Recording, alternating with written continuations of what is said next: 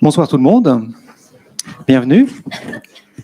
Alors, je suis très heureux de vous accueillir ce soir. C'est la première nocturne de notre nouvelle saison culturelle qu'on axe sur la consommation. Et donc, on va faire ce soir un tour d'horizon du sujet. Et après ce propos avec nos experts ici réunis, on a un spectacle qui est dans le hall de Fras, qui est le grand hall d'accueil des publics à l'intérieur de l'établissement, qui est tiré d'une bande dessinée de Fab Caro, Zai, Zai, Zai, Zai, 4 fois, Zai, qui est une bande dessinée extrêmement humoristique où un personnage a oublié sa carte d'abonnement dans un supermarché et là, le monde part complètement de travers. Fab Caro, d'ailleurs, que vous aurez l'occasion de découvrir ou de rencontrer, si vous l'avez déjà fait, ici même à Citéco, puisque dans notre saison culturelle, outre des conférences, des rencontres, des nocturnes, des spectacles, etc., on a aussi développé pour vous une exposition temporaire. Donc, on a tout un parcours permanent où on essaye de décortiquer les fondamentaux de l'économie, puis aussi avec une jolie salle des coffres avec de beaux objets, de belles pièces historiques.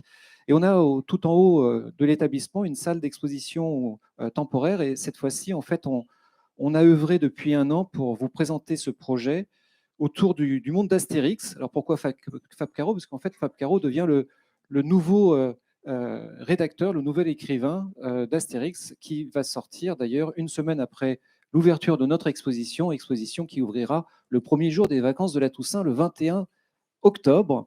Et donc, dans la semaine qui suit, vous aurez l'occasion de découvrir aussi le 40e album des aventures d'Astérix, avec ce nouvel écrivain, ce nouvel auteur. Alors, pourquoi Astérix?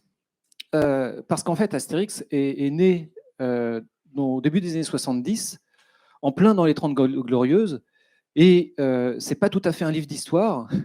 Loin de là, c'est plutôt un miroir, une satire de nous, de notre monde, et de la façon dont les sociétés sont organisées. Et vous avez d'un côté le village gaulois où c'est un petit peu la vie chacun pour soi, ils font pas grand-chose. Il y en a 2 qui travaillent, le forgeron et le poissonnier, et puis après le reste font ce qu'ils veulent. Et au-delà du village, vous avez le monde très organisé, le monde romain, avec l'État qui est là, l'armée, la monnaie, les routes, les villes. Et en fait, si vous lisez attentivement avec un œil d'économiste l'œuvre de Goscinny et de Uderzo, ben vous apercevez qu'en fait, ça parle de nous et de notre société et des externalités un petit peu mal équilibrées de ce que nous sommes. Et c'est un petit peu là-dessus dont on a axé notre exposition. Et donc, je vous propose véritablement de venir la découvrir à partir du 21 octobre jusqu'à la fin du mois de février. Alors, vous avez certainement eu l'occasion de prendre ce petit fascicule à l'entrée. Ce petit fascicule déploie, il est aussi disponible sur notre site internet, si vous ne voulez pas la version papier. Il déploie en fait notre saison culturelle jusqu'à la fin du mois de décembre. Et à partir du mois de janvier, donc on continuera sur cette question de la consommation et on axera sur des enjeux un peu sectoriels, notamment la mode, l'alimentation et le tourisme, pour voir en fait les tenants et aboutissants, les externalités positives et négatives de chacun de ces secteurs d'activité. Voilà, je vous souhaite une excellente soirée, profitez-en bien et à bientôt.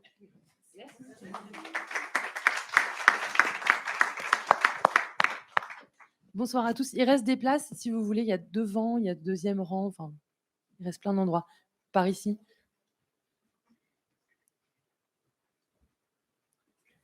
On ne mange pas, promis. Donc, bonsoir à tous. Et donc, bienvenue à cette nocturne de rentrée qui va poser les bases, vous l'aurez compris, donc, de toute cette saison qui s'ouvre à Citéco autour de la société de consommation, ses vices et ses vertus, comme vous l'avez vu dans l'intitulé. Alors ce soir, nous allons nous atteler à revenir sur bien la définition de la société de consommation, sa genèse, son histoire. On va faire aussi un tour d'horizon la France depuis les 30 Glorieuses pour analyser aussi un petit peu tout ce qui est l'évolution de nos habitudes de consommation. Donc, vaste chantier. Et nous allons aussi questionner nos pratiques de consommation dans un monde, évidemment, vous le savez, confronté en ce moment à l'urgence climatique. Voilà un peu pour les grandes lignes. On va essayer de garder un petit temps à la fin de notre discussion pour que vous ayez l'occasion aussi de poser vos interrogations, vos questions. Donc, préparez-les. Et puis, donc, à mes côtés, je vais vous les présenter dans cet ordre-là. On va le faire comme ça. Pascale Ebel, donc, vous êtes docteur en statistique, directrice associée en charge de la prospective et des tendances de consommation chez Seaways. Maryse Fessot, vous êtes statisticienne responsable de la division synthèse des biens et services au sein du département des comptes nationaux à l'INSEE. Vous allez nous expliquer en quoi ça consiste. Graphique à l'appui, on espère. Et Jean-Laurent Casselli, vous êtes journaliste, essayiste, spécialiste des modes de vie et des questions urbaines, économiques et territoriales. Et vous avez notamment coécrit avec Jérôme Fourquet La France sous nos yeux, économie, paysage, nouveaux modes de vie, prix du livre d'économie en 2021. Donc déjà, bonsoir à tous les trois. Et avant de rentrer dans le vif du sujet, j'en parlais en introduction, est-ce qu'on pourrait déjà se mettre d'accord sur la définition de ce terme de société de consommation? À quand est-ce que l'expression remonte et qu'est-ce qu'elle regroupe? À quoi elle renvoie-t-elle? Pascal? Alors moi, dans ce que j'ai pu analyser, c'est qu'en effet, ça date Enfin, on a créé ce terme pour décrire ce qui s'est passé après-guerre, hein, donc au moment où on a cette société de la consommation qui s'est créée. Elle s'est créée dans les années 50, hein, notamment avec l'arrivée de modèles d'hyperconsommation qui sont liés à l'arrivée des grands hypermarchés. Donc le premier, 1963, c'est Carrefour, qui arrive avec un modèle avec tout sous le même toit, et notamment une façon de proposer des produits qui puissent être accessibles aux grandes multinationales, parce qu'on avait un système en libre service, donc qui réduisait les coûts et qui permettait de mettre beaucoup de produits au même endroit, alors qu'avant on était sur une distribution avec des petits acteurs très proches des habitants. Et donc, c'est un petit peu ce moment-là qui a créé ce nom société de consommation, et qui correspond finalement à tout ce qui est arrivé des États-Unis, qui sont toujours en avance de 20 ou 30 ans sur ce qui se passe sur le continent, sur le vieux continent, et notamment cette question d'une création d'un désir de consommer au travers du marketing, et qui se met en regard de la frustration de ne pas posséder. On crée tellement de désirs de consommer avec de la publicité que finalement on est frustré, et finalement ce désir il s'éteint tout de suite quand vous allez obtenir l'objet, parce que en fait cette frustration, vous avez envie de posséder parce que il y a des stars, il y a des gens que vous connaissez qui possèdent ce produit-là, et le jour où vous possédez, ben en fait ça y est, vous avez accédé à votre désir et vous êtes de nouveau frustré parce que vous voulez autre chose. Et donc cette société de l'hyperconsommation est aujourd'hui dénoncée, notamment dans le cadre de l'urgence climatique. Ça me fait penser justement, Jean-Laurent Casselli, dans votre ouvrage avec Jérôme Fourquet, il est question de ça, de cette implantation. Je pense notamment à Intermarché, qui a un gros rythme d'implantation. Vous vous rejoignez un petit peu là-dessus sur les grandes surfaces, les hypermarchés?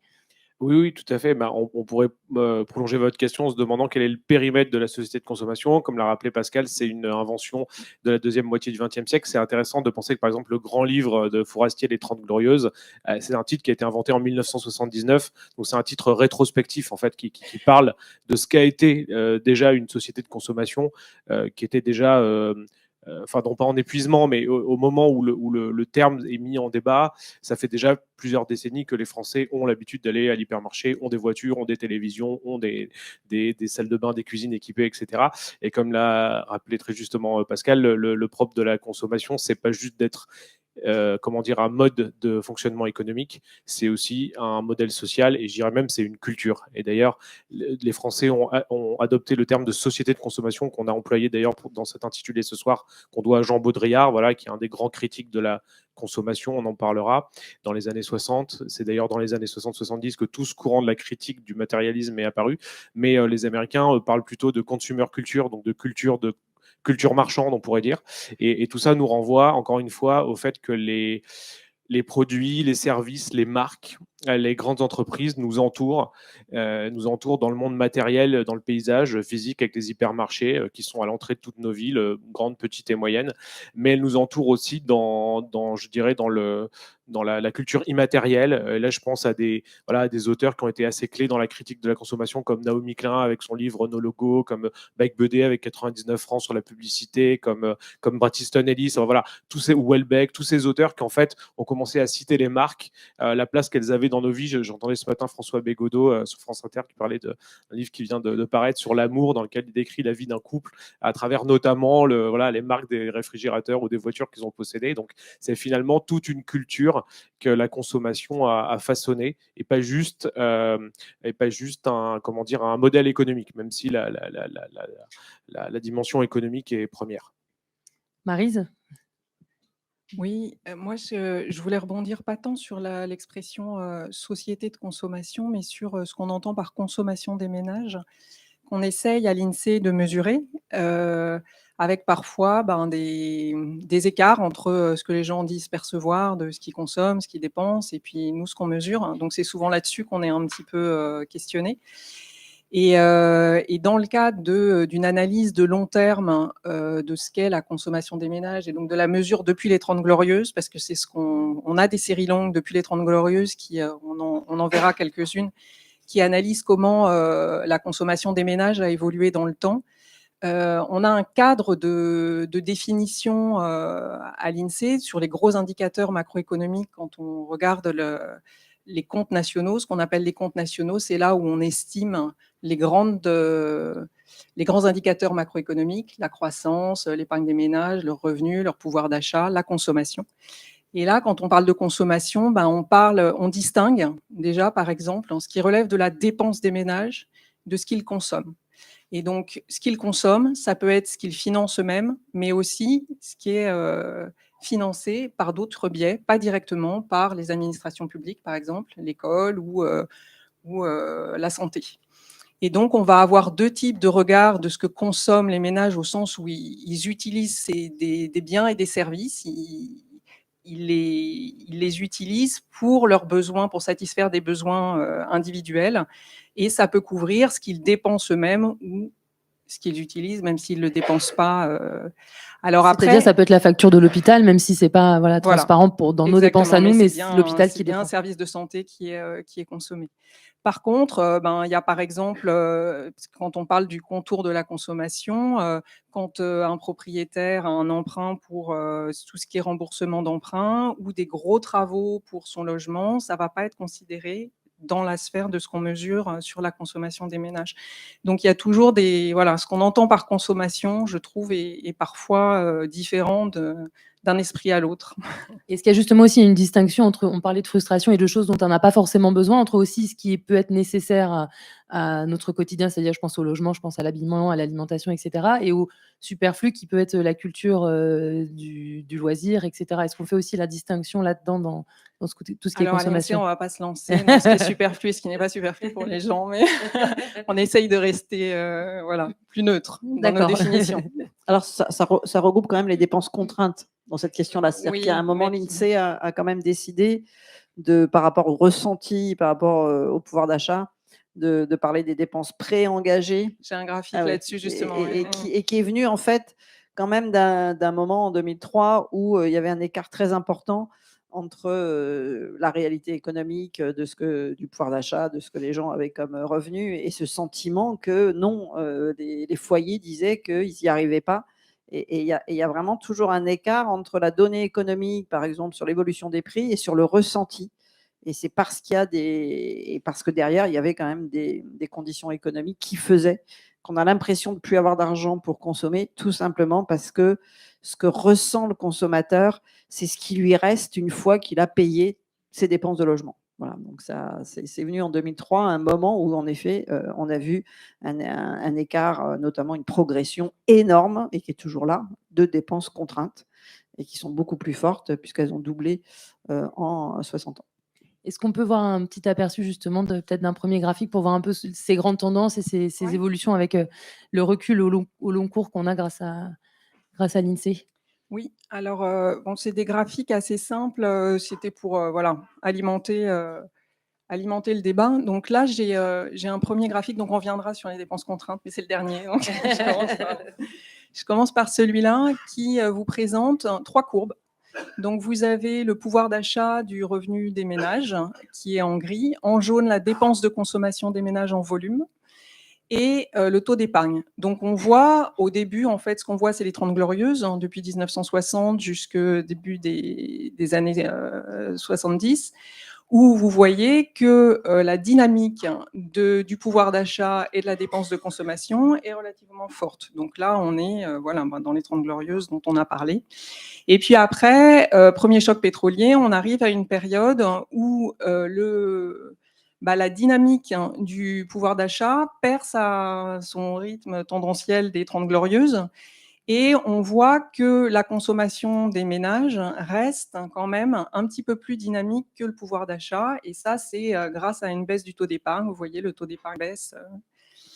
Et après, on se situe un petit peu dans les années 90, où on a là un taux d'épargne qui est revenu à un taux de 15% à peu près du revenu, et où on a des dynamiques de pouvoir d'achat des ménages et de conso qui s'alignent. Ce qui me semblait intéressant à voir sur ce graphique, c'est quand vous regardez la courbe jaune et que vous voyez que chaque année, en fait, depuis 1960, les ménages consomment plus d'une année sur l'autre en volume. D'accord ? Vous voyez ça quand la dynamique que la courbe jaune est au-dessus de 0. Il y a 3 années où ce n'est pas le cas. Il y a la crise en 93, donc on est juste au niveau de 0. Il y a 2012, c'est la crise qu'on appelle la crise de 2008, mais qui a des conséquences derrière. Et puis évidemment, le point 2020, avec la crise sanitaire. Et là, moins 6,6%, donc une vraie chute de la consommation des ménages en volume. Donc tout ça, on enlève l'effet prix. Donc ça me semblait important, voilà, d'avoir cette série historique en tête, hein, pour montrer qu'on a vraiment des périodes différentes. Après, les graphiques que je vous montrerai, c'est des graphiques qui montrent aussi qu'il y a des mutations au sein, évidemment, de la dépense des ménages selon les différents postes. Et on parlait du poste justement du logement, ça c'est un facteur très important dans le, Oui. dans le facteur, enfin dans le poids du budget de. Exactement. On peut regarder les graphiques. Donc là, c'est la structure de la dépense des ménages. Donc je suis bien sur la notion de dépense, hein. C'est ce qui est financé en direct. Donc le premier, souvent ce qu'on a en tête, c'est la société de services, hein, donc depuis les années 60 jusque maintenant. Donc là, on voit dans les services, c'est une grosse partie des services, c'est les logements. On va le voir après dans le graphique juste après, qui est un petit peu plus détaillé. Et ce qu'on voit, c'est sur la part donc on consomme des biens et des services, hein, si je le dis rapidement. Et donc, on était à 30% du budget dédié aux services dans les années 60. Et aujourd'hui, on a dépassé en fait la moitié du budget dans les services au moment des années 2000. D'accord ? Donc ça, on sait dire que là-dessus, il y a, là je vous parle de part de dépenses parce que c'est souvent ce qui parle aux gens, mais derrière, il y a des effets prix et des effets volume. Et donc c'est quelque chose d'important qu'on décompose au niveau des comptes nationaux. Et dans l'importance de la part des services, il y a un effet prix important parce que le progrès technique, les gains de productivité ont beaucoup bénéficié à des baisses de prix sur les biens pour les ménages, alors que la hausse salariale va plutôt du côté des services.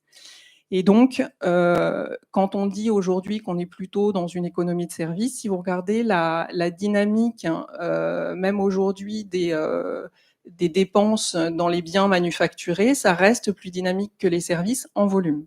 D'accord ? Donc, c'était pour différencier la partie prix et volume qui me semble quelque chose d'important.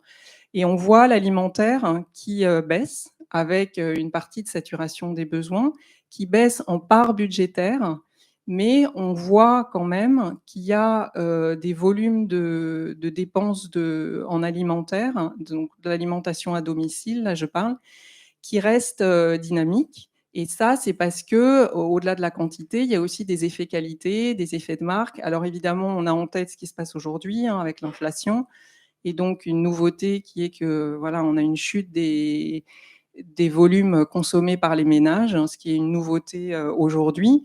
Donc là, je vous le mets, c'est un petit peu plus détaillé, c'est par fonction de dépenses. Donc, à quels besoins les dépenses répondent. Donc, on voit le logement, hein. Vous voyez la part du logement qui passe de 20% à près d'un tiers du budget des ménages.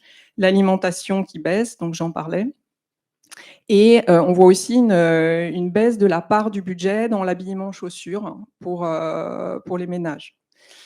Et donc voilà, les données produites par les comptes permettent, depuis les années 60, de suivre ces dépenses des ménages par grands postes, par grande fonction de dépenses, pour voir un petit peu comment le budget, avec quand même donc une distinction importante, je voulais le souligner, sur ce qui relève des volumes et des prix. Quand on voit qu'une part budgétaire dans le budget d'un ménage diminue, ça peut vouloir dire qu'elle est moins dynamique que le reste des dépenses. Mais ça ne veut pas dire qu'elle baisse en valeur. Voilà. Donc, je voulais dire ces éléments-là. Il y a aussi un élément qui est important, c'est dans l'évolution dans le temps. Par exemple, quand on parle des dépenses d'habillement chaussures, le marché a complètement changé. Il y a beaucoup d'imports, des produits qui sont beaucoup plus diversifiés qu'avant. Et puis dans le temps, c'était plus la nécessité au départ. Et puis après, bon, j'ai d'autres intervenants qui connaissent ça mieux que moi. Mais donc, même si on affiche des séries avec des mêmes produits, derrière, hein, il y a beaucoup de choses qui peuvent expliquer ces évolutions-là, des évolutions démographiques aussi, des structures de famille. Donc, voilà, il y a beaucoup de choses à raconter derrière chacune des séries. Mais ça me semblait intéressant que vous ayez ça sous les yeux pendant que… Oui, on peut voilà. peut-être la garder d'ailleurs parce que Ouais. c'est assez parlant. Et Jean-Laurent, je voulais aussi venir avec vous sur le côté immatériel. J'ai relu un article que vous avez publié sur Slate, c'était en 2017, qui commence à dater, mais qui finalement date pas tant que ça, et qui s'appelait « La société de consommation est morte, vive la société de consommation ». En fait, ça parlait de la fin d'une certaine forme de société de consommation, mais pas de la société de consommation en tant que telle, et que finalement, l'immatériel prenait de plus en plus de place aussi sur le matériel. Oui, merci beaucoup de me lancer là-dessus, parce qu'en plus, avec vos graphiques, c'est la transition parfaite. Parce que ce qu'on voit, ce qu'on pense voir en tout cas, c'est la baisse des biens, des objets, en fait, dans la part de la consommation. Or, on sera tous d'accord, toutes et tous d'accord pour dire qu'on n'a jamais eu autant d'objets, de choses chez nous. D'ailleurs, je crois que les études qui l'ont montré on peut même peser en fait le poids des objets qu'on possède. Sauf que ce qui a changé, c'est, vous l'avez dit, pour plein de raisons, pour des effets de prix, le made in China, en fait, la part monétaire a été réduite dans cette structure de consommation. Et ce qui a pris le relais, c'est les services. Et donc les services, ce sont, alors c'est le logement, c'est aussi, ça peut être les salles de sport, ça peut être les séries télé qu'on regarde, ça peut être un algorithme, voilà, de GAFA, ça peut être plein de choses. Et je dirais qu'une fois que la société de consommation s'est déportée des choses vers les signes, on est rentré dans une compétition encore plus ardue. C'est tout le paradoxe, en fait, parce que quand on revient aux 30 Glorieuses, qui sont donc le moment un peu charnière où toutes les définitions vont être posées, un des livres cultes dont on est obligé de parler, c'est Les choses de Pérec, qui est un roman sur un couple d'ailleurs de sondeurs, voilà, qui travaillent, qui font des études, Cali-Canti, voilà, comme on dit dans le jargon, et auprès des ménages pour justement connaître leur consommation. Et ils sont eux-mêmes pris dans cette frénésie de choses, d'achat d'objets. Et puis ils lisent l'Express, à l'époque c'est le magazine un peu culte des cadres supérieurs, et ils veulent avoir tout comme chez les voisins, le meilleur salon possible, ils veulent faire des voyages enrichissants. Et en fait, aujourd'hui, on est un peu en décalé dans notre critique de la consommation, parce qu'on est encore resté dans ce logiciel très années 70 qui est, en fait, la consommation, c'est l'accumulation de biens matériels. C'est vrai, d'une certaine manière. Il suffit de voir que l'iPhone 15, après l'iPhone 14 vient l'iPhone 15 et le 16 après. Donc, il y a effectivement une question de matérialité de la consommation, d'utilisation des métaux rares, de transport, de conteneurs, d'empreinte carbone. Mais il y a aussi une autre consommation qui s'est, encore une fois, déportée vers l'immatériel, vers les signes, parce que quand on a un iPhone, même s'il est fait à base de métaux rares, on a aussi tout ce qui contient, et c'est comme s'il était devenu un peu un caddie un caddie dans lequel on transporte tout un tas de consommation dématérialisée. Alors, un économiste, Daniel Cohen, qui est décédé récemment, qui avait fait des très grands livres sur ce sujet, avait écrit un livre qui s'appelait Le monde éclos, mais le désir infini, et alors que je citais dans cet article là, que j'ai relu ce matin, et il disait justement que tant qu'on était dans une société type 30 glorieuses, finalement la compétition sociale se limiter à savoir qui aurait la plus grande voiture ou la plus grosse télé. Finalement, c'était pas si mal que ça, parce que à quelques euros près, on pouvait se comparer les uns aux autres. Une fois que la société de consommation a basculé dans l'immatériel, ce qui devient, comme disent les sociologues, un objet statutaire, c'est plus forcément la bagnole, c'est, pour parler comme le président, c'est plutôt l'école dans laquelle nos enfants vont aller, le quartier dans lequel on réside, les vacances qu'on va prendre, à quel moment on va les prendre, dans quel type de destination, etc. Et c'est même une forme parfois de déconsommation qui devient statutaire ou qui devient distinctive. Le fait d'être une forme de sobriété ou de minimalisme aujourd'hui est presque une forme de consommation. Voilà, il y a tout un marché du développement personnel qui s'adresse aux alter-consommateurs. Voilà, donc c'est un peu la société de consommation se mord la queue en permanence. Et je trouve intéressant de voir à quel point le débat s'est en partie déplacé des objets vers les signes, on pourrait dire. Pascal Elbel, c'est un peu ça, il y a une sorte de rapport social davantage que d'un empilement d'objets finalement aujourd'hui. Oui, alors c'est vrai que ce qui se passe, c'est qu'en effet, depuis la crise de 2008, on a vraiment un changement. Alors c'est comme si, en effet, on est enfin passé au 21e siècle et que la société de consommation appartient au 20e siècle, qui est de remettre en cause finalement cette accumulation d'objets en lien évidemment avec la transition écologique. C'est-à-dire qu'il y a, à partir de ce moment-là, ça basculait dans l'opinion. C'est-à-dire qu'avant 2008, la proportion de gens qui se préoccupaient du changement climatique, c'était moins de la moitié des Français. Et aujourd'hui, ça basculait à plus de la moitié. Et on est le pays dans le monde, le deuxième pays à se préoccuper le plus, derrière les Néerlandais, du changement climatique. Donc il y a eu, au moment de la dernière crise économique, une prise de conscience qui venait en effet, parce qu'on l'a vu, ça ne se voyait pas beaucoup, mais ça a été en 2012, depuis 60 ans, la première année où en effet la consommation a diminué. Donc ça a été une des années où ça a été le plus fort, parce qu'il y a eu une contrainte évidemment de baisse de pouvoir d'achat. C'était aussi une année inimaginable en termes de baisse de pouvoir d'achat pour les consommateurs. Et ça a eu cet effet cliquet, c'est-à-dire que c'est à ce moment-là, parce qu'il y avait cette conjonction entre une prise de conscience que finalement le monde était limité et que certains se préoccupaient de la fin du monde, qu'il y a eu des comportements qui ont été dans ce sens. Et ça a été dans ce sens, bien sûr, avec la seconde main, la seconde vie. Et en fait, ce qui s'est passé, c'est en effet ce qu'on appelle les éco-gestes, qui a une partie des consommateurs, ceux qui avaient auparavant les belles voitures et qui frimaient avec la voiture, qui ont basculé dans ce qui est la distinction et qui l'est encore plus aujourd'hui. Ce qui fait qu'on est mieux que les autres, c'est je fais des éco-gestes. Donc le premier, c'était acheter bio, c'était manger moins de viande et c'était acheter de la seconde main et d'acheter que des vêtements d'occasion.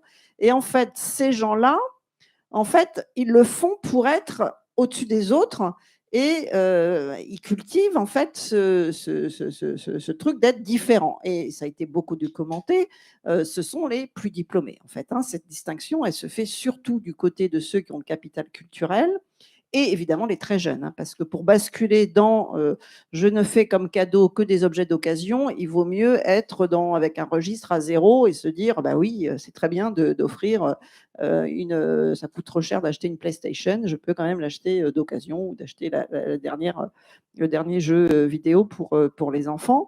Et cet effet cliquet, c'est qu'aujourd'hui, quand on regarde qui sont ceux qui achètent des vêtements d'occasion, en 2008, c'était quand même les plus modestes parce que c'est la débrouille, en fait, d'aller dans les dépôts-ventes. Ça a toujours existé.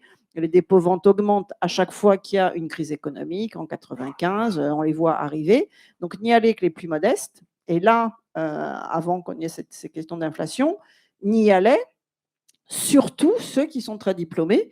Et chez les jeunes, il y a tout un jeu de zéro déchet, zéro neuf qui se met en place. Il y a un livre de Fanny Paris que j'aime beaucoup qui s'appelle La société des enfants gâtés, qui est de dire que tous ceux qui ne veulent pas sortir du modèle du néolibéralisme continuent d'entretenir ça avec des produits éco-conçus. C'est-à-dire qu'on peut payer plus cher pour avoir des sièges qui sont avec des matériaux recyclés. Donc, on paye plus cher. Le bio, c'est quand même un peu ça. Et donc, ces gens-là sont dans des petits gestes. Parce que ceux qui, évidemment, pèsent le moins en termes d'impact carbone, c'est ceux qui n'ont rien, quoi, en fait, qui n'ont pas d'argent. Parce qu'ils font des petits gestes. Et il y a cette contradiction, c'est qu'ils n'arrivent pas à se passer de prendre l'avion.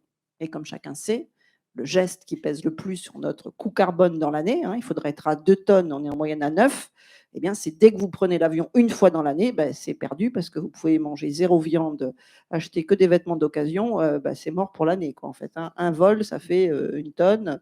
L'administration, ce que vous dépensez, qui n'est pas de la dépense marchande, c'est déjà 1 tonne.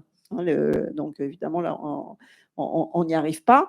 Donc, en fait, il y a vraiment dans la société ce qu'on appelle une polarisation, parce que finalement, quand on regardait comment se différenciaient les Français sur la consommation, avant, c'était essentiellement sur j'ai les moyens, j'ai pas les moyens, et donc j'achète et j'achète pas. Et aujourd'hui, il y a un autre axe qui fait qu'il y a des contradictions et qui oppose les individus, c'est je fais des éco-gestes et j'en fais pas.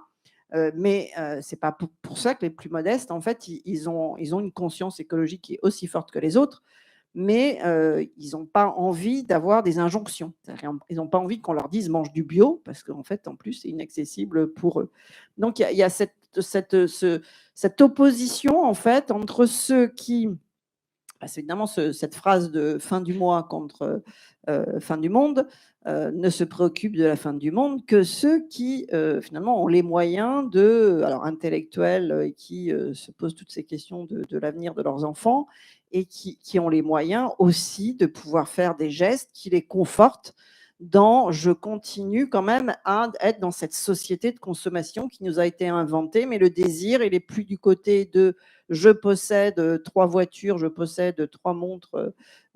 Si après 50 ans, vous connaissez la phrase, si vous n'avez pas voilà, il y a vraiment ce paradoxe et qui fait finalement, moi je crois, puisqu'aujourd'hui on est dans un contexte un peu compliqué socialement, qui crée des tensions qui aujourd'hui s'accumulent, de vente d'un monde idéal qui est en fait un peu fabriqué par toujours les mêmes, qui vous pousse toujours à consommer, mais d'une autre façon, qui peut être de l'immatériel, mais quand même de l'immatériel qui n'est pas accessible à tous, parce que dans l'immatériel, ce qui s'est beaucoup développé, c'est évidemment les loisirs, et c'est évidemment en volume, en tous les cas, de prendre l'avion, parce que c'était aujourd'hui, il n'y a que 1/4 des Français qui prennent l'avion dans l'année, donc ça ne concerne qu'une petite partie de la population. On oublie toujours, en fait, que ces comportements-là, ils ne sont pas partagés par tous. Parce que même s'il y a eu du low cost sur l'aérien, il n'y a que 25% de gens qui prennent l'avion en dehors de raisons professionnelles. Donc, et cette partie-là de la population, c'est évidemment et les plus jeunes. Et c'est les plus jeunes qui ont aujourd'hui cette contradiction dans la simplicité volontaire, c'est-à-dire d'adopter des gestes qui pèsent vraiment moins, ceux qui le font le plus, qui, quand ils font leurs achats, se posent la question « est-ce que j'ai besoin ?» Eh bien, ce sont quand même les plus âgés, parce que cela, c'est facile de revenir dans une économie domestique d'avant, c'est-à-dire manger de saison, réparer, c'était déjà là pour ceux qui ont plus de 60 ans, en fait. Donc, c'est facile de se dire, je fais comme le faisaient mes parents. Et donc, il y a toute cette partie de réparabilité, de faire de la réparation, surtout faire durer ma machine à laver, ne pas la remplacer. Et en effet, c'est une partie de la population qui réfléchit à ça. Maryse, est-ce qu'on arrive à mesurer aussi tout ce marché-là? Parce que la seconde main, par essence, c'est des choses qui peuvent échapper aux statistiques, puisque ça se fait peut-être dans des dépôts-ventes, même entre particuliers. Comment est-ce qu'on arrive à observer aussi ces tendances ou pas du côté de l'INSEE? Alors, ce qu'on sait dire, c'est qu'on en capte une partie, mais pas tout. Et on ne l'isole pas forcément. Donc, c'est pas parce qu'on ne sait pas exhiber une série là-dessus que c'est pas à l'intérieur de du chiffre. Donc pour m'expliquer, quand ce qu'on capte, ça va être la seconde main si ça passe par un intermédiaire, par une entreprise. C'est-à-dire que si je vais déposer mes vêtements dans un dépôt-vente, qu'il les vend et que lui se fait une marge et qu'il me renvoie quelque chose, je vais capter cette marge sur la vente et donc la dépense des ménages. Si ça passe d'un ménage à un ménage, par exemple, sur des brocantes ou des choses comme ça, si ça se développe, c'est quelque chose que, au niveau de ces chiffres macroéconomiques, on ne captera pas. Après, on peut, à l'INSEE, il n'y a pas que les comptes nationaux qui analysent les ménages, il y a aussi des enquêtes, il y a aussi des données, des études qui sont faites avec des données diverses et variées qu'on peut récupérer. Simplement, on n'a plus la série longue pour regarder tout ça. Donc, en effet, il y a un enjeu de notre côté. Si, par exemple, de la main à la main, ça se développe, de plus capter une partie de ces échanges-là. Et je voulais vous demander aussi, Jean-Laurent, on parlait un petit peu du côté presque contradictoire de cette nouvelle génération. Qui est à la fois consciente du risque climatique, du fait de consommer moins, etc., et qui en même temps change de smartphone peut-être tous les 2 ans. Est-ce que ça, ce sont des choses compatibles, ou est-ce que cette génération qui arrive, elle peut être les deux à la fois dans l'hyperconsommation et dans l'extrême sobriété? Alors oui, c'est vrai que c'est un paradoxe parce que on a tendance à cliver la société de consommation entre jeunes et vieux, quoi, en gros, en disant voilà, les générations des baby-boomers ont grandi dans une consommation qui est aujourd'hui remise en question, celle des centres commerciaux de périphérie, celle du tout voiture. Enfin, là, quand on dit ça, c'est pas, on n'accuse pas les individus, on parle d'un système historique qui s'est mis en place dans lequel les individus étaient insérés, et les jeunes seraient plus sobres parce que ils n'ont plus le permis de conduire, ils mangent de la salade, etc. Bon, tout ça, j'allais dire, c'est du bullshit. C'est un peu vrai parce que souvent, alors nous, les journalistes, les consultants, le problème, c'est qu'on parle souvent des jeunes qui sont autour de nous. Bon, voilà, et il se trouve que en fait, c'est pas tous les jeunes, voilà. Donc parfois, ils sont pas forcément représentatifs. Ils existent. Il y a les générations climat. Alors, il y a une partie de paradoxe. Vous avez des jeunes, d'ailleurs des moins jeunes, la plupart des consommateurs vont à la fois au McDo ou dans un restaurant traditionnel et à la fois chez Ikea, et ils peuvent acheter un meuble traditionnel dans une brocante. Voilà, donc la plupart des consommateurs ne sont pas des caricatures, mais voilà, ils peuvent aller picorer dans les différents circuits d'approvisionnement. Mais c'est vrai que dans la jeunesse, déjà, voilà, il y a plusieurs jeunesses. Je participais à un débat il y a quelques mois. Quelqu'un m'avait dit, mais vous savez, les jeunes en France, il y a les jeunes qui veulent aller vivre dans la Drôme et il y a les jeunes qui veulent vivre à Dubaï, quoi. Donc, c'est pas effectivement le même imaginaire non plus.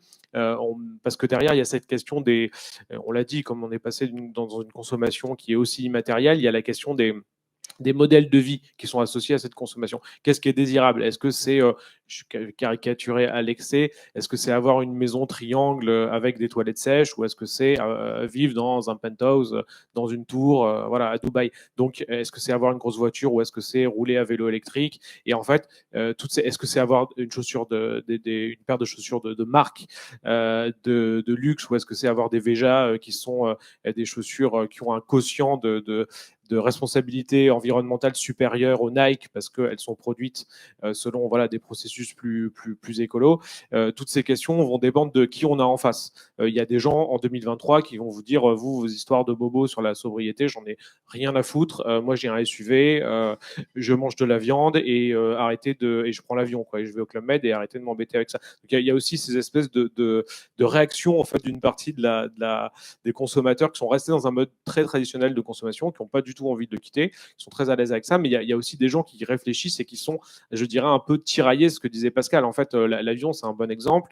Enfin, moi, je vois pas trop du tout l'intérêt en fait de stigmatiser la majorité de la population sur la voiture, sur la maison, sur la viande, parce que déjà, c'est complètement inefficace.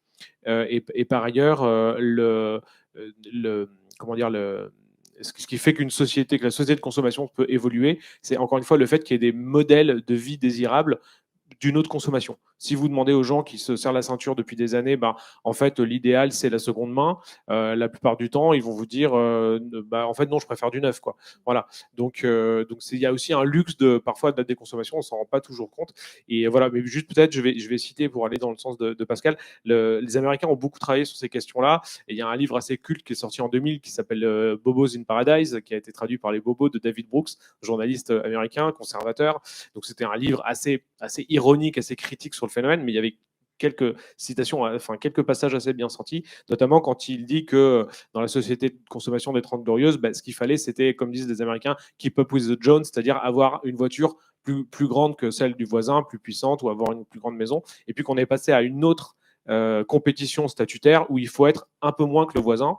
Et donc il dit voilà, donc vous devez être légèrement plus décontracté que votre voisin, votre mobilier doit être légèrement plus rustique, vos vies doivent avoir une plus grande patine de simplicité, vos chaussures ne devront pas être des escarpins super chics, ce seront des mocassins simples mais chers de chez Prada. Voilà. Est-ce que le luxe aujourd'hui, en tout cas, la différence, c'est d'avoir le temps pour soi et de payer les autres pour faire des choses qu'on ne peut plus faire aussi? Est-ce que ça, c'est aussi une nouvelle tendance dans les loisirs, en fait, de payer des gens pour faire des choses qu'on n'a plus à faire? C'est là où peut-être les jeunes sont. J'ai parlé des 30 Glorieuses, du fait que toute une génération a grandi avec l'étalement urbain, avec les hypermarchés, avec les centres commerciaux. La jeunesse, alors il y a eu pas mal de rapports là, ces derniers temps sur son mode de consommation, loin d'être sobre, en fait, elle est en partie hyper consumériste, parce qu'elle a grandi dans un dispositif marchand commercial qui n'a rien à voir avec celui des hypermarchés, qui est presque mignon à côté, qui est celui en fait d'Internet, des réseaux sociaux et du e-commerce. Et là, avec un ado de 14 ou 16 ans, un iPhone et Chine à l'intérieur, ça fait des dégâts, et Uber Eats, ça fait des dégâts inimaginables. Donc, on est presque en train de regretter finalement la manière dont le marketing nous poussait à aller faire la virée chez Carrefour du samedi. Là, c'est vraiment, vous avez des gens qui ont un téléphone entre les mains, alors pas forcément un compte en banque très fourni, mais peut-être la carte bleue de leurs parents, et qui peuvent en fait en permanence accéder à un supermarché qui ne ferme jamais, avec en plus des influenceurs, des influenceuses qui les incitent en fait à consommer, à ressembler à leur modèle. Et donc en fait, il faut le dire aussi, c'est très dur pour eux de résister à ces tentations. Et c'est vrai que dans toutes les études là, qui sont faites sur les jeunes, on voit à quel point cette jeunesse est, encore une fois, déjà plurielle et très tiraillée par rapport à ces injonctions vis-à-vis de la transition climatique. Voilà, on ne peut vraiment pas limiter ça à la génération climat et à Greta Thunberg. Voilà, c'est plus compliqué. Pascal, tout à l'heure, vous parliez des effets un peu cliqués. Est-ce que ça veut dire qu'il y a des habitudes de consommation qui sont en train de s'installer? Je pense à notre contexte un peu inflationniste qui fait qu'on change aussi nos habitudes. On le voit même sur vos graphiques, c'est-à-dire on baisse aussi l'alimentation, etc.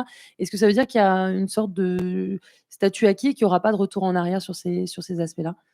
Oui, quand on regarde le sujet de l'alimentation, qui en fait est assez étonnant, parce qu'en effet, en ce moment, on n'a jamais vu baisser en volume autant la consommation alimentaire. Donc ça fait ça fait plus d'un an qu'il y a une inflation alimentaire qui est forte. Quand on regarde d'ailleurs le niveau de l'inflation alimentation, si je regarde les séries de l'INSEE, on n'a jamais eu ça depuis 1960, en fait, enfin depuis un petit peu avant 1960, donc même si là ça commence un petit peu à baisser. Donc c'est assez inédit. Et alors on ne sait pas bien encore, parce qu'en effet, quand on utilise des euros constants, on ne voit pas vraiment les kilos, mais c'est d'ajouter des litres et des kilos d'ailleurs, c'est un peu compliqué. Mais ce qu'on voit, c'est qu'il y a quand même des choses qui se prennent, et parce que évidemment il y a eu d'autres effets, on a eu des réglementations qui accompagnent ces mouvements, notamment sur le gaspillage alimentaire, où on a mis en place du côté de la distribution le fait qu'on oblige les magasins à ne plus jeter, à ne plus mettre de la javel et donner impropre à la consommation alimentaire des choses qui étaient jetées. Et bien aujourd'hui, en effet, ça s'explique. Cette baisse de la consommation de l'alimentation, si je prends les statistiques de l'INSEE, ça baisse de moins 8,5% depuis le début de l'année en volume, en euros constants, par rapport à l'année dernière. Donc c'est quand même énorme. Et c'est parce que les gens gaspillent moins, Alors évidemment, il y a eu un effet où ils ont beaucoup stocké pendant le Covid, donc ils ont consommé leur stock. Mais là, quand même, au bout de 12 mois, 13 mois, quand même, il ne doit plus rester grand-chose sur les pâtes qui ont été stockées pendant le Covid. Donc il y a le déstockage, mais il y a aussi cette question de beaucoup moins gaspiller. Et moi, j'observe un phénomène qui est la lunchbox. La lunchbox, c'est on revient à la gamelle, quoi, en fait. Les plus âgés se souviennent de ça. Quand on était ouvrier, on amenait à manger sur le lieu de travail parce qu'il n'y avait pas de restaurant d'entreprise. Et donc, on fait ce qu'on appelle aussi du batch cooking. Et vraiment, ça s'est maintenu. Moi, je l'ai vu arriver ça en 2008, au moment où il y avait une perte de pouvoir d'achat, où les gens se sont mis à faire à manger, mais pour d'autres raisons. Il y avait aussi le fait qu'on n'a jamais été aussi inquiet de ce qu'on mange, parce qu'on a vécu des crises sanitaires phénoménales. Et donc, on préfère faire soi-même. On s'est inquiété des additifs, des colorants. Donc, on fabrique soi-même et on amène sur le lieu de travail. Donc, au départ, c'était quand même plutôt des employés, des gens qui avaient peu de moyens. Mais aujourd'hui, c'est les jeunes, quoi, en fait, systématiquement. Et pourquoi ? Parce que ce qu'on n'a pas mangé la veille, eh bien, on l'amène le lendemain au travail et on gaspille moins. Plus les applications, le fait que Too Go To Go soit présent et qu'on puisse facilement aller dans les boulangers à côté de chez soi et repartir avec des choses qui auraient été jetées. Donc ça, c'est vraiment un effet cliquet parce que moi, ce que j'ai observé, c'est que la lunchbox s'est vraiment développée en 2012 au moment où le pouvoir d'achat a beaucoup baissé. Entre deux, on a quand même eu une période avant le Covid où ça allait bien. Et ça continuait d'augmenter, quoi. C'est vraiment. Et là, évidemment, avec l'inflation qui revient, c'est encore en hausse. La proportion de gens qui amènent leur gamelle sur le lieu de travail pour manger des choses qui viennent de chez eux, ça coûte moins cher que le restaurant d'entreprise. Donc, évidemment, ça fait baisser encore plus l'offre de restauration d'entreprise.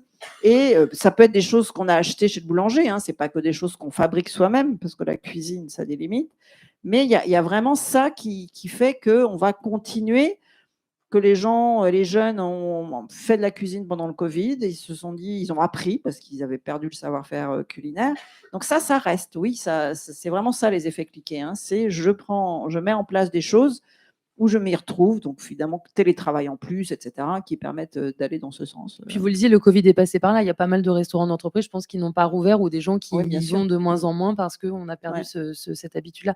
Vous confirmez, Marie, c'est quelque chose aussi que vous voyez, que vous commencez à évaluer ? Nous, ce qu'on voit en effet dans les chiffres, c'est la baisse en volume qui est liée à l'alimentation. On a une enquête qui questionne un peu les ménages sur est-ce qu'ils se limitent dans leur consommation. Alors, ce qu'on ne sait pas mesurer complètement, c'est en effet que dans cette notion de volume, chez nous, il y a à la fois des gens qui vont baisser vraiment la quantité, ils vont acheter moins de paquets de pâtes, et puis il y en a qui vont changer de gamme. Et donc, au lieu de prendre telle marque, ils vont prendre moins cher. Et donc ça, la manière dont on évalue, c'est on regarde une dépense et puis on enlève avec un indice de prix l'inflation. Et donc, on n'arrive pas à bien mesurer justement dans quelle mesure il s'agit d'une baisse de quantité ou d'un changement de gamme, en fait. Et quelles sont aussi les grandes tendances quand on voit qu'il y a une baisse démographique ? Est-ce que ça veut dire que toute la société de consommation va aussi changer ? Il y a certains marchés qui vont aussi en pâtir, j'imagine. Pascal, je vous vois hocher de la tête. Je sais pas. Oui, par exemple, le fait que les dépenses en habillement baissent autant, c'est complètement lié à un effet vieillissement. Quand on regarde avec toutes les données de l'INSEE sur les enquêtes budget des ménages, ce qu'on appelle de démêler les effets d'âge et des effets de génération, c'est-à-dire qu'on regarde avec des enquêtes qui datent quand même depuis 1979, où on a la mesure de la même chose, on voit qu'il y a sur textile habillement un effet qui est énorme, qui est un effet d'âge. C'est-à-dire que jusqu'à 30 ans, on augmente ses achats d'habillement, et après 30 ans, ça diminue très fortement. Pourquoi ? Parce que les effets de mode et tout ce qui est autour de l'adolescence fait que c'est à ce moment-là qu'on a envie de ressembler aux autres, et puis qu'après les placards sont pleins, donc c'est pas compliqué, les placards sont pleins, donc on n'a pas besoin d'en rajouter, on peut s'équiper autrement, et c'est un peu la mentalité change là-dessus. Donc évidemment, quand les pouvoirs publics se posent la question en disant comment on fait, le textile habillement diminue beaucoup, est-ce qu'il y a une stratégie pour faire augmenter les ventes de vêtements ? Non, quoi, en fait, d'autant plus qu'évidemment, il y a des achats d'occasion, donc ça fait encore baisser plus ces marchés-là. Donc, il y a quand même comme ça des marchés qui évoluent avec cette vague du baby-boom, quoi, en fait, hein, qui est marqué dans tous les pays développés. Donc, on peut en effet anticiper des baisses de marché. Et évidemment, on peut expliquer après, a posteriori, les baisses sur les courbes qui viennent de ces effets démographiques qui sont importants. Et puis, bien sûr, évidemment, la population, hein, la croissance de la population. En France, on avait une chance qui était qu'on avait encore une croissance de la population assez significative et qui, là, avec la baisse de la natalité qui est énorme, c'est encore les statistiques de l'INSEE, et on pressent quand même qu'il y a un effet générationnel, hein, qui est que les femmes des jeunes générations, je vous donne une statistique, un chiffre d'une enquête, hein, quand on fait une enquête auprès des femmes de 15 à 55 ans, quand elles n'ont pas d'enfants, pas eu encore d'enfants, 30% ne font jamais d'enfants. Pourquoi ? Parce que la société est devenue plus individualiste, que les femmes, la première raison, c'est pas l'écologie, ça arrive en deuxième, mais la première raison, c'est qu'elles veulent penser à elles. Et comme le partage des tâches ne s'est pas fait, elles ne veulent plus avoir de contraintes, quoi. Ce qui, bon, voilà, il y a les valeurs féminines ont augmenté aussi. Donc oui, il y a des choses des marchés. Donc évidemment, quand il y a moins de bébés, ça je peux vous dire que ce soit l'alimentation infantile, le marché des jouets, tous ces marchés-là, bah, bien sûr, qui s'effondrent, hein, puisque c'est basé sur 3-4 ans d'âge des individus, donc ça fait bouger beaucoup les choses. Jean-Laurent, je voulais aussi vous faire réagir. Tout à l'heure, on a parlé un petit peu d'effet social. Par exemple, on peut aussi aller dans des magasins discount, pas forcément parce qu'on n'a pas les moyens, mais pour aussi un côté statutaire et dire que ça fait bien. Je rebondis sur ce que vous disiez, Pascal, sur le côté, c'était peut-être aussi les plus diplômés qui allaient dire je prends de la seconde main, mais pas tellement par souci économique, mais par une forme de statut social. Oui, c'est un peu le phénomène Lidl et le nouveau cool, hein, qu'on a vu arriver ces dernières années. Mais moi, je voulais parler peut-être pour compléter du haut du spectre, parce que c'est normal, là, on parle depuis le Covid d'inflation, donc on est plutôt, notamment dans l'alimentaire, confronté à des problèmes de pauvreté, vraiment, hein, alimentaire, qui concerne de plus en plus de gens. Et en même temps, la société de consommation s'est modifiée vers le haut de la structure, le haut du spectre. Et là, moi, je m'intéresse pas mal au luxe en ce moment, et c'est un monde qui est assez fascinant, parce que c'est un monde qui va très très bien. Quand vous lisez la presse économique, à chaque fois on dit le luxe, c'est vraiment, ça cartonne, ça ne s'arrête pas. Alors aussi parce qu'il y a énormément de consommateurs étrangers de d'autres parties du monde, notamment les Chinois, qui vivent tout ce qu'on a décrit en début de débat. Hein, avec 50 ans d'écart. Donc eux, l'accumulation matérielle, ils sont complètement pour. Les deux télévisions, les deux voitures, etc. Et ils consomment énormément de luxe. Et ce qui est très intéressant avec le luxe, c'est que je disais hier un article dans la presse américaine qui rappelait que, par exemple, le sac Louis Vuitton, je crois que c'est le petit sac, enfin j'ai oublié le nom, à 1500 €, en fait, il n'est pas acheté par les ultra riches.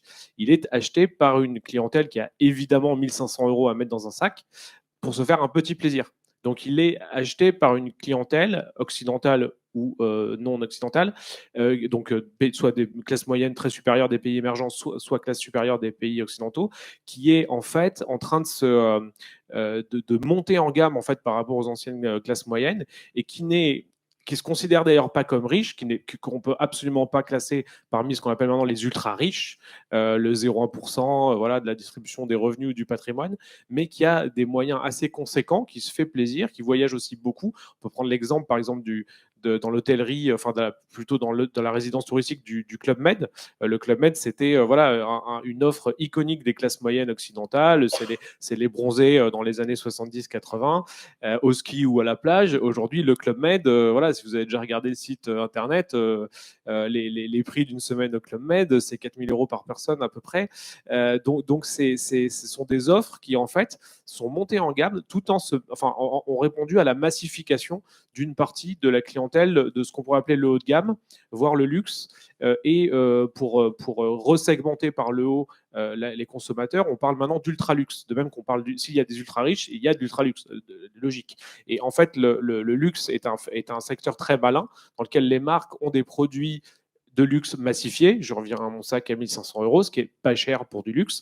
Et vous avez des gens qui vont se payer de l'ultra luxe, qui est soit beaucoup plus cher, mais souvent on peut plus, avec les sacs à main, on s'arrête à, je sais pas, 30-50 000 euros, quoi. Mais par contre, après, vous avez un nouveau marché le marché des yachts, le marché des vacances de prestige. Et alors là, vous partez dans des mesures qui sont même plus liées à la quantité d'objets matériels et qui renouvellent aussi beaucoup le secteur du luxe. Voilà. Et je parlais à quelqu'un qui travaille dans l'hôtellerie haut de gamme, justement, et je lui disais, mais pourquoi vous dites haut de gamme? Elle me dit, bah, parce que si je dis haut de gamme, si je dis luxe, après, il n'y a rien pour décrire ce qui est au-dessus du haut de gamme que je vends aussi. Voilà, donc il y a le haut de gamme, le luxe, voire l'ultra luxe.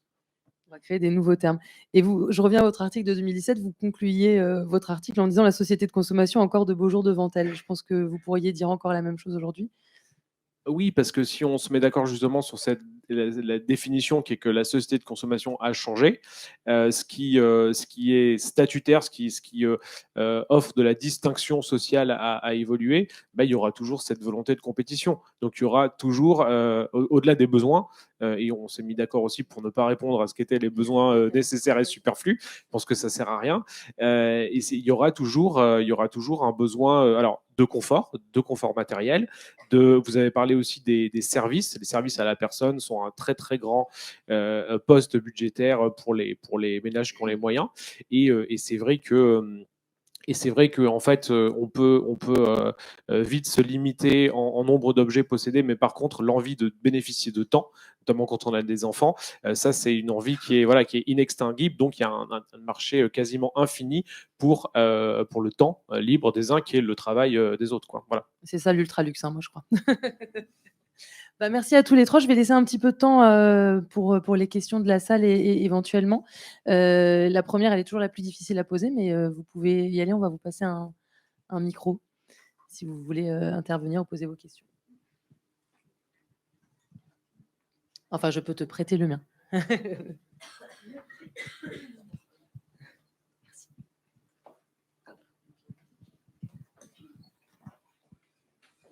Allez-y, ne soyez pas timide. Bonsoir.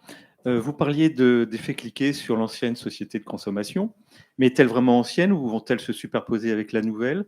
Est-ce qu'elle va vraiment disparaître? Est-ce qu'on n'aura plus de zones industrielles avec des grands supermarchés, des hypermarchés autour des villes? Ouais, Qui veut répondre? Je commence et puis non, mais c'est une excellente question. En fait, il y a une superposition des couches. Vous avez le Auchan qui cohabite avec l'entrepôt Amazon, qui cohabite avec la promotion pour le dernier iPhone que vous allez pouvoir acheter soit en ligne, soit dans une boutique de centre-ville, soit dans une boutique de périphérie.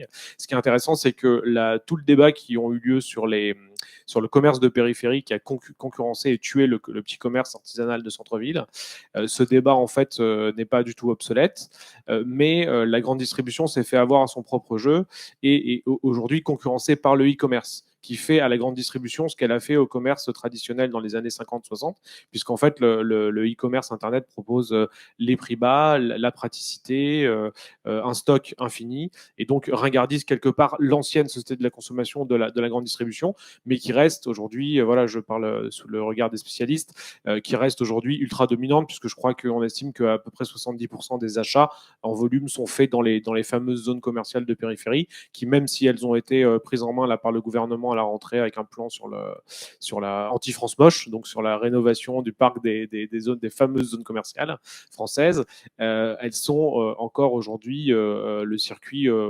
principal de la distribution. Et on entend aussi beaucoup, on a entendu ces dernières années, alors moins depuis le Covid, l'idée que l'hypermarché était mort. En fait, en part de marché, il recule ou il stagne, mais on est très très loin d'avoir enterré ce modèle. Voilà, donc il faut effectivement, dans les effets un peu de tendance, il faut rester un petit peu à distance de ces effets de mode, parce que on n'a pas, vous avez raison, on n'a pas du tout basculé dans une autre société de consommation. Moi, j'ajouterais juste que les changements, ils sont très lents parce que souvent, ils sont générationnels. C'est-à-dire qu'il faut l'arrivée d'une nouvelle génération qui va finalement consommer autrement. Et notamment, c'est vrai sur l'hypermarché, c'est-à-dire qu'ils achètent beaucoup moins dans les grandes surfaces pour que le changement se fasse. Donc, ça ne va pas, comme souvent tout le monde le dit, assez vite, quoi, en fait. Mais il y a quand même des changements qui sont perceptibles. Et c'est vrai que on a l'habitude de dire que pour qu'un individu change lui-même, que ce ne soit pas juste ses enfants qui arrivent en changeant, il faut des ruptures de vie. Et le Covid a été une rupture de vie. C'est-à-dire qu'à ce moment-là, vous vous êtes dit, en fait, je suis obligé de tout arrêter, mes achats. Et donc, à ce moment-là, il y a des gens qui ont fait autrement. Donc, ça a été le cas sur le e-commerce. Les seniors n'achetaient pas du tout sur le e-commerce. Là, ils ont été plus que les autres obligés d'y aller. Et donc, ils ont adopté ces comportements-là.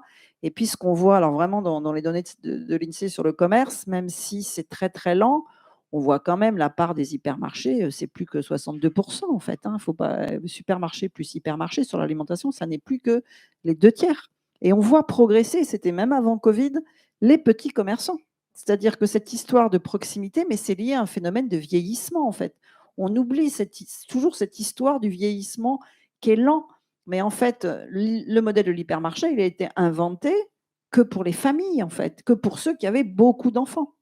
Et en fait, comme cette génération du baby-boom, en fait, ils étaient plus nombreux, le modèle de l'hypermarché, il est né avec eux.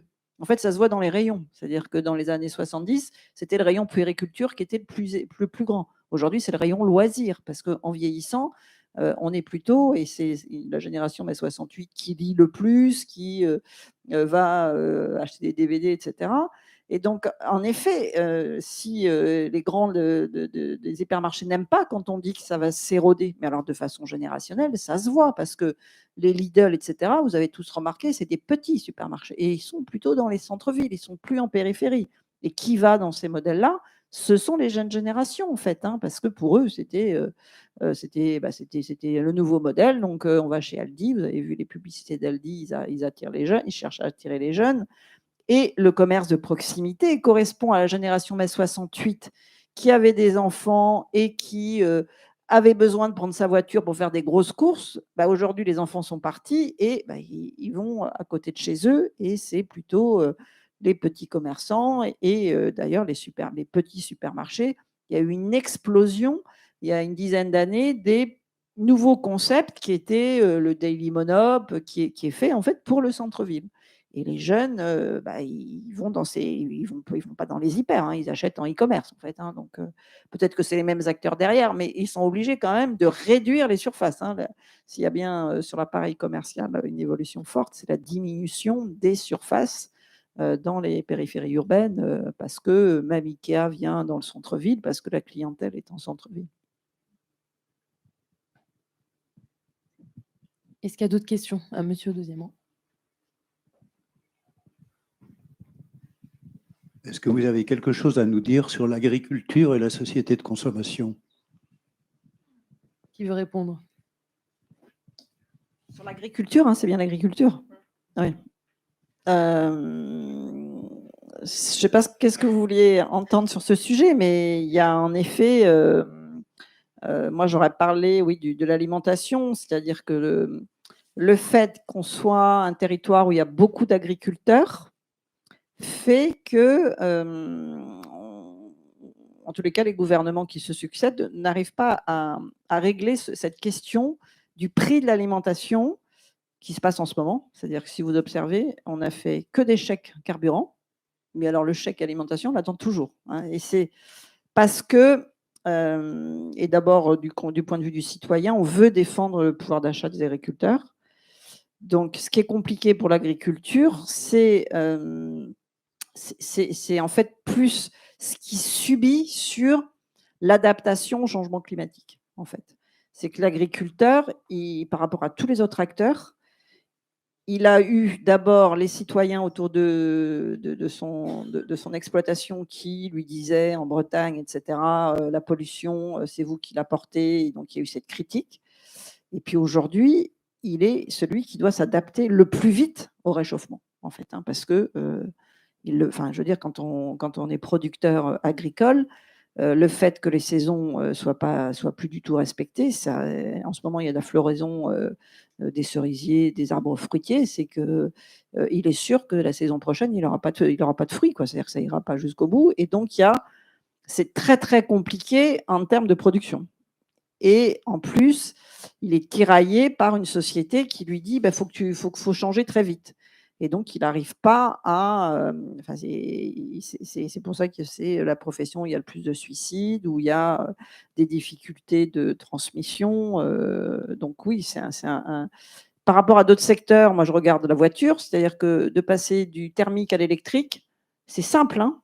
En 2035, on ne vendra plus de voitures thermiques, il n'y aura que des voitures électriques, parce qu'il y a 3 constructeurs.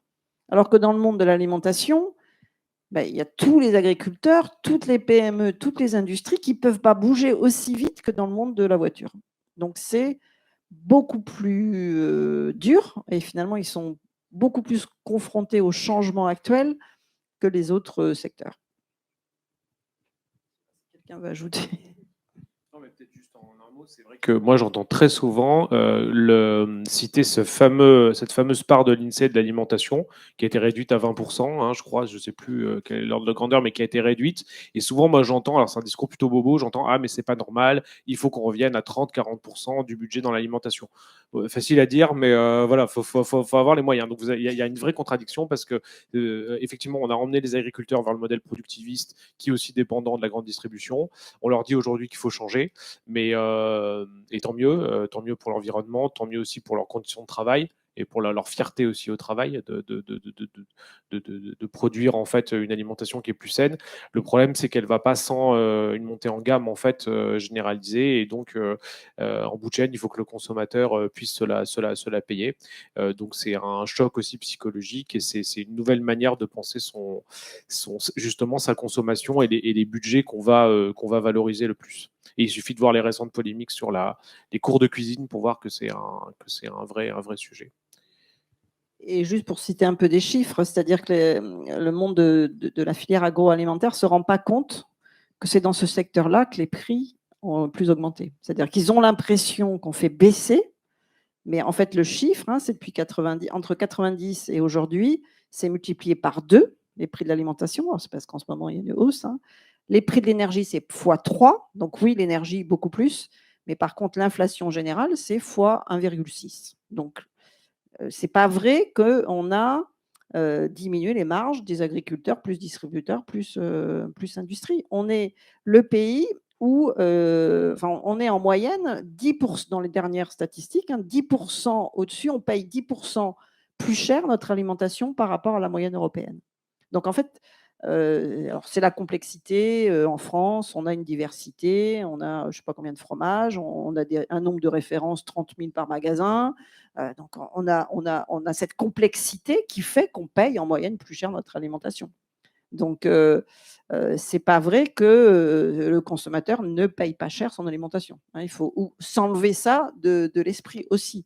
Parce qu'à chaque fois qu'on fait des conférences, moi j'interviens beaucoup dans le monde agricole, et j'ai toujours un agriculteur qui me dit mais pourquoi est-ce que les jeunes, au lieu de mettre de l'argent dans leur iPhone, ils ne mettent pas de l'argent dans leur alimentation? Il faut juste comprendre qu'on ne peut pas se passer d'un iPhone pour trouver du travail aujourd'hui, en fait. Hein. Et donc, ce n'est pas vrai qu'il achète le dernier iPhone 15 quand il est jeune, plus que quelqu'un qui a 50 ans. Ce n'est pas vrai, en fait. Hein. Donc, c'est qu'il faut comprendre que toute la filière agroalimentaire, elle a quand même réussi à faire payer cher aussi l'alimentation, et que ça c'est pas le fait qu'on soit dans une société de loisirs n'a pas fait finalement baisser les prix de l'alimentation, et ça s'est pas fait sur le dos de l'agriculture en tous les cas, et surtout en ce moment parce qu'il y a quand même eu des lois. Alors on enchaîne beaucoup de lois en France, et la loi Egalim, elle protège le prix de la matière agricole en ce moment. Et donc là, depuis le Covid, le secteur agricole a plutôt des revenus qui augmentent. Est-ce qu'il y a d'autres questions? Oui. Troisième rang là-bas. Ce sera la dernière question.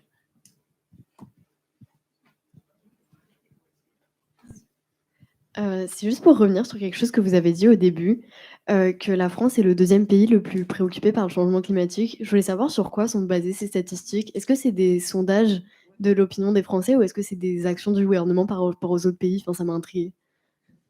Alors, le chiffre que je vous cite, oui, c'est une enquête qui est d'Ipsos, qui s'appelle World Worries, qui interroge dans 28 pays Donc, c'est une méthodologie où on prend 28 pays, un échantillon suffisant dans chaque pays. Et la question, c'est qu'est-ce qui vous préoccupe le plus parmi 11 items. Donc, dedans, il y a l'inflation, il y a la pauvreté, il y a les violences. Et donc, les Français, sur le mois d'août, ils sont seconds derrière les Pays-Bas. Et en fait, et donc devant les Allemands, hein, devant des pays où on pourrait imaginer qu'ils sont beaucoup plus sensibles à l'écologie que nous. Donc, en fait, à quoi c'est lié? C'est lié en fait au fait que on subit un réchauffement beaucoup plus rapide, d'abord en Europe par rapport à d'autres pays, et qu'en France, on subit c'est 2,4 degrés de plus en France au mois d'août. Hein. Enfin, là, en ce moment, vous le voyez tous les jours. Et c'est ça qui fait que les gens le voient, en fait. Hein. Donc, c'est pas.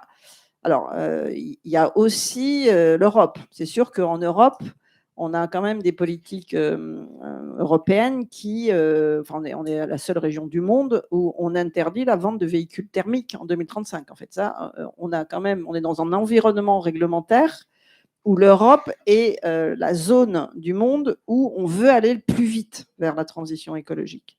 Donc évidemment, ça influence aussi les opinions, bien sûr. Hein. On a fait le Grenelle de l'environnement, c'est à ce moment-là qu'on voit dans les enquêtes flamber l'intérêt porté au sujet à cette préoccupation écologique. Évidemment, dans les manuels scolaires, on a bien vu qu'il y a depuis 10 ans, dans toutes les matières, au bac, on interroge sur les ressources en eau, etc. Donc oui, il y a évidemment, c'est aussi infusé par les politiques publiques. Mais quand je regarde ces enquêtes-là, je vois bien que ça augmente très vite. Par exemple, il y a les Australiens qui sont assez hauts et c'est monté au moment où il y a eu ces incendies énormes. En fait, hein. Dès qu'il y a un choc, les Espagnols, il y a eu des incendies cet été. Donc voilà, à chaque fois, on est sensible évidemment à ce qui nous touche de près. Et on est une zone du monde où on est touché beaucoup plus de près par le réchauffement. Merci beaucoup à tous les trois. Merci à vous pour votre attention. Alors, je vous rappelle qu'il y a... Ouais.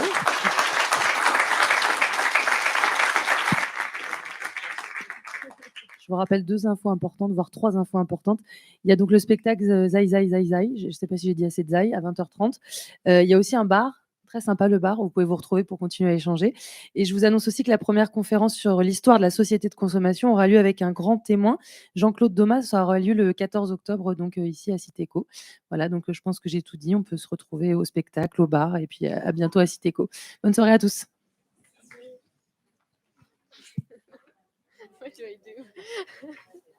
Ramène devant ce qu'il faut sur la petite table.